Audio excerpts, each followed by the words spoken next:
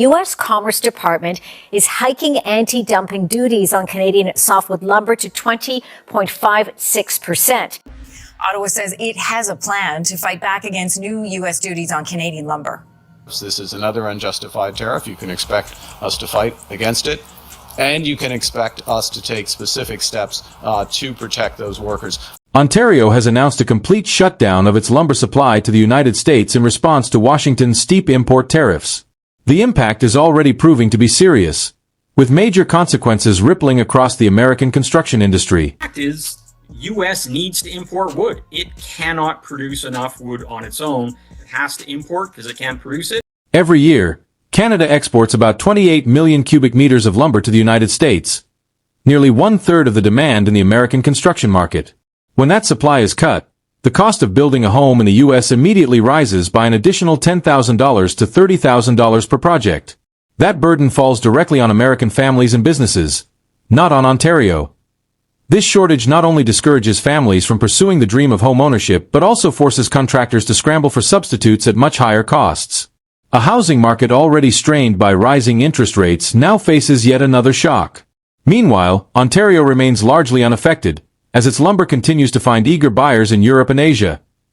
This episode makes one fact crystal clear: when Washington imposes tariffs and escalates trade conflicts, it's American consumers who pay the price. Canada can pivot, but Americans are left covering tens of thousands in extra costs just to put a roof over their heads. Canada does not dump lumber into the United States. The reality is this: Ontario has cut off the flow of lumber to the United States. And to be frank, the situation borders on tragicomic.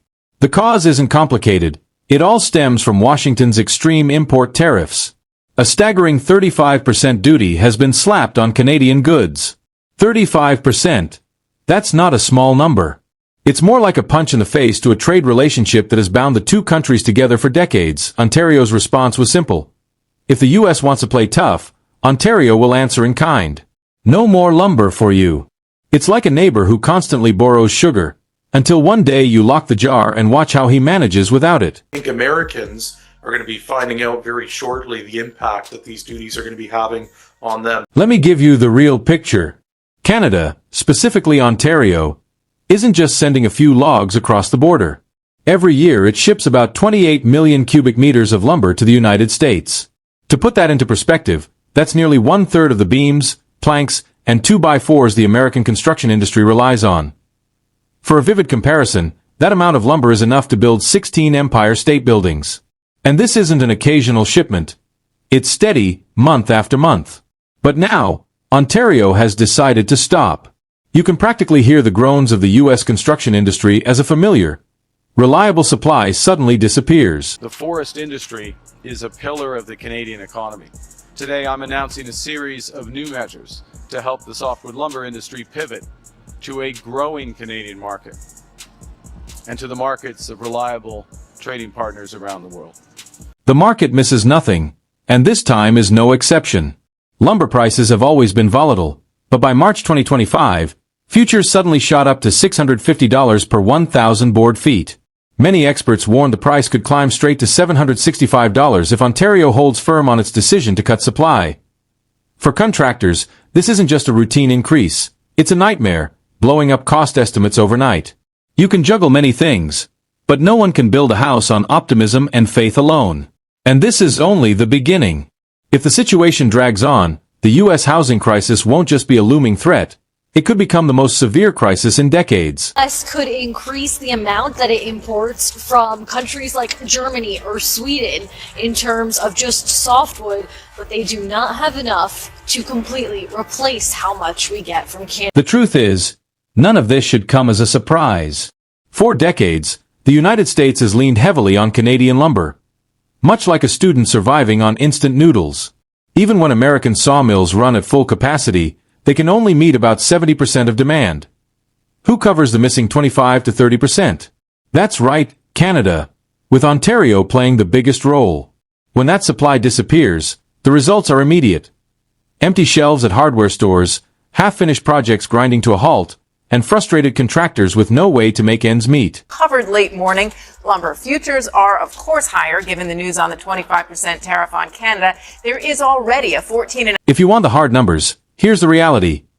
In 2023, the United States purchased 28.1 million cubic meters of softwood lumber from Canada. That trade was valued at nearly $58 billion a year. $58 billion. That's how significant this relationship is. Yet Washington raised tariffs as if Canada would simply keep shipping without reacting. Sorry, that's not how it works. Even at peak production, American sawmills produce only 30 to 35 million cubic meters a year. That may sound like enough, until you realize millions more are still missing to meet demand. And let's not forget, trees don't grow overnight. Lumber isn't fast food you can order and have delivered in minutes. From planting to finished product takes years, and that's a limit no tariff can change. A little bit more lumber within their supply, but there's no way that they can replace the imports coming from Canada. Here's the real bottleneck. When the U.S. tries to turn to alternative sources, the options are almost laughable. Germany might supply 2 million cubic meters. Sweden could add another 1 million. Chile might contribute a bit as well. Put it all together, and it still falls far short of the 28 million Canada reliably provides every year. On top of that, the lumber has to travel halfway around the world, driving up both costs and delivery times. Go ahead. Try to find a replacement. The irony is that Washington keeps telling itself, we can meet our own lumber needs. But do the math. Without Canada, that claim collapses faster than a house built from poor quality wood. Ontario's decision is nothing less than pulling back the curtain, exposing the truth that America's so-called self-sufficiency is far weaker than Washington wants to admit. Cuts off the lumber, puts a tariff. Do you know whose costs are going up? It's the American people that want to buy a home. They're going to pay more for their home. So who gets hit the hardest? It's the people trying to buy a home. According to the National Association of Home Builders, lumber makes up about 35% of the cost of building a new house. When lumber prices rise, so does the price of that dream home you've been saving for. Forecasts show the cost of a single-family home could increase by an additional $10,000 to $14,000 by 2027. That not only discourages buyers but also forces first-time homeowners to struggle even more with already sky-high interest rates. And it doesn't stop there. Temporary price hikes have already added between $5,000 and $8,000 to construction costs. If things worsen, the worst-case scenario is possible. Costs exploding by an extra $20,000 to $30,000 in 2025 alone. Imagine saving for years, finally reaching your goal, only to be told you now need another $30,000, simply because lumber policy changed. That's a devastating blow to the dream of home ownership. We're the number one customer to the U.S. and 28 states rely on us to for the products that they ship. The National Association of Home Builders has formally warned that construction costs across the United States could surge by another 10 to 15%. And if anyone thinks that's just theory, look at the states already feeling the impact, and California, where the housing market was already outrageous. This feels like a hammer blow. Prices that were suffocatingly high have only grown worse. Meanwhile, in Texas, where new construction is a way of life, the spike in costs is nothing short of choking the state's growth. Ontario, however, isn't simply taking the hit. It has started playing its own hand, floating the idea of export quotas. In other words, instead of nodding along to U.S. tariffs, Ontario is turning the tables. Fine, we'll decide exactly how much lumber you get. That's not just restricting supply, it's real leverage. And let's not forget how tariffs escalated. From 14.54% in 2024 to 20.56% in early 2025, and now 35%. Calling that a tariff is too mild. It's practically a blockade. That's why Ontario's quota strategy isn't just smart.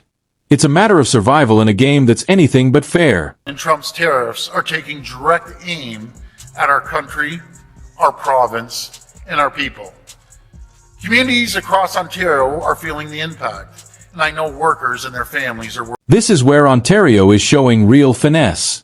No longer fixated on exporting raw lumber like in the 1950s, the province is now shifting toward higher-value products. Engineered wood, modular prefabricated homes, kitchen cabinets, and furniture. The reason is simple. These products fetch higher prices and avoid most trade barriers. And the results speak for themselves. In 2020, Canada's exports of processed wood rose by 12%, while raw lumber exports declined. This isn't coincidence, it's strategy. Ontario earns more value per shipment while reducing its vulnerability to tariffs. It's like shifting from selling plain sugar to selling premium chocolate. Still from plants, but with far higher profit margins. We've put duties on Canadians. Our share went from 30% down to now we're running at about 23, 24%. But that gap has been made up by Europeans. So the US is still importing 30%, but now, 7% is coming from Europe and 23% from... What's striking about this restructuring is its simplicity. Ontario is deliberately making itself less vulnerable by diversifying into Asia-Pacific and European markets while moving up the value chain from raw lumber to processed products. Now, when Washington raises tariffs, Ontario can simply shrug. The game is no longer about depending on one market. The strategy is to spread risk and play on multiple fields at once.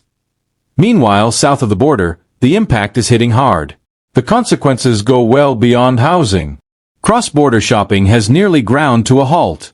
Traffic over the Rainbow Bridge is down 33%, while the Peace Bridge has dropped 12%. Erie County, New York, reported losing as much as $4.9 million in tax revenue in just 1 month. That's not a rounding error, it's a real budget shortfall. And it doesn't stop there. The damage stretches into steel, aluminum, and copper, all hit with a 50% levy, stripping away value while leaving businesses to absorb the cost. Imagine trying to run a project when every single input suddenly doubles in price. That's not an inconvenience, it's a chokehold.